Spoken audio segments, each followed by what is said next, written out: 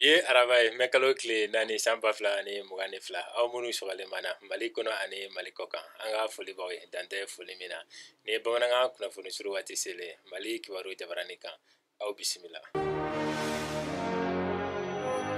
Mali furancɛla fanga ɲɛmɔgɔ y'a ŋaniya ka dansigi Mali ni Faransi cɛ bɛnkan dɔw la lakana siratigɛ la ka sababuya kɛ o bɛnkan dɔw kɔnɔko labatobaliya ye Faransi fɛ min ye Faransi sɔrɔdasi jɛkulu barikani ye o bɛ ka dankari Mali ka yɛrɛma hɔrɔnya la cogo min na o de bɛ ka fiɲɛ bila jamana fila ninnu cɛ jɛ ka baara la o de kosɔn tɛnɛ tɛmɛlen jamana ɲɛmɔgɔ ye laseli kɛ Faransi kɛwale juguw kan Mali kɔnɔ o dɔ ye Mali dugukolo sanfɛla yalayalali ye an'u ka sɔrɔdasi pankuruw n'u ka drones ye bɛnkan min donna Mali ni Faransi cɛ lakanako siratigɛ la juillet kalo tile 16 san 2014 Faransi tɛ k'o kɔnɔko labato a bɛnkan bɔra u ni ɲɔgɔn cɛ ka fara bɛnkan wɛrɛw kan minnu taara san 2013 marisi kalo tile 7 na tile 8 ka Faransi sɔrɔdasiw ka baara kɛtaw dantigɛ Mali kɔnɔ o sariya kelen tun kan ka labato u ka sɔrɔdasi jɛkulu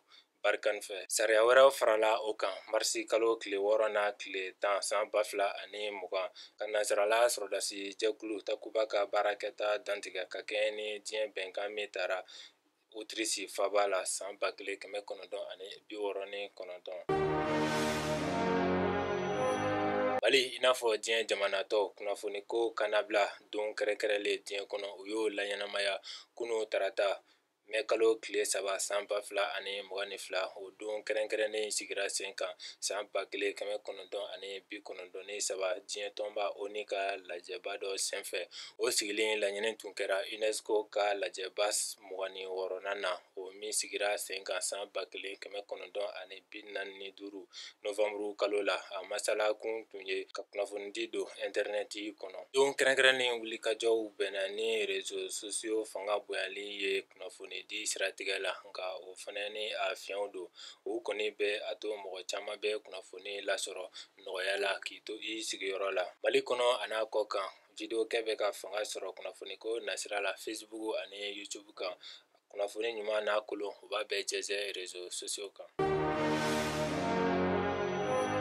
N'an taara segukaw fɛ yen an b'a ladɔnniya ko sɛnɛkɛlaw kunnafoniyala u jɔyɔrɔ an'u ka kɛtaw la ka kɛɲɛ ni sɛnɛkɛlaw ka laɲini ye yiriwali kuntalajan minisiri ni sɛnɛkɛlaw ye lajɛ kɛ avril kalo tile 28 ka se a tile 29 ma ni Banki mondiale ka dɛmɛ ni wari ye a lajɛ daminɛ ɲɛmɔgɔya tun bɛ yiriwali kuntalajan minisiri Modibo Keyita bolo baara fanba bolila sɛnɛkɛlaw kunnafonini kan jɔyɔrɔ an'u ka kɛtaw la sariya ko nasiraw la u ka baarakɛtaw ɲɛta kuntalajan sabatili siratigɛ la.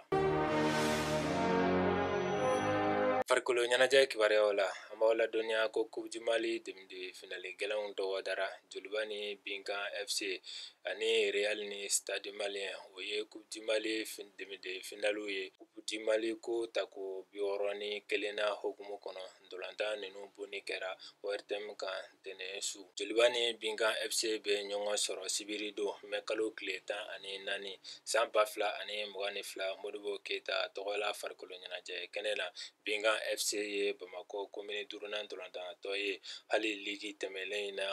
ni tɔn fila ye ɲɔgɔn sɔrɔ o labanna 2-1 penalty tanw na Binkan FC y'a dato Joliba la 5-4 karido mɛ kalo tile 15 san 2022 Real ni Stade Malien bɛ ɲɔgɔn sɔrɔ o ndolantan kɛnɛ kelen in na ye an b'aw hakili lajigi ko Joliba ye Coupe du Mali tako 19 kɛ Stade Malien y'a tako 21 kɛ Real y'a ta siɲɛ 10 san 2010 bɛ olu ni Coupe du Monde sɔrɔli cɛ ni ne bɛ an ka bi kibaruyaw kuncɛ an b'a fɔ Ala ka bɛn ni lafiya sabati jamana kɔnɔ aw k'an bɛn wagati wɛrɛ la ni kɛnɛ kelen kan.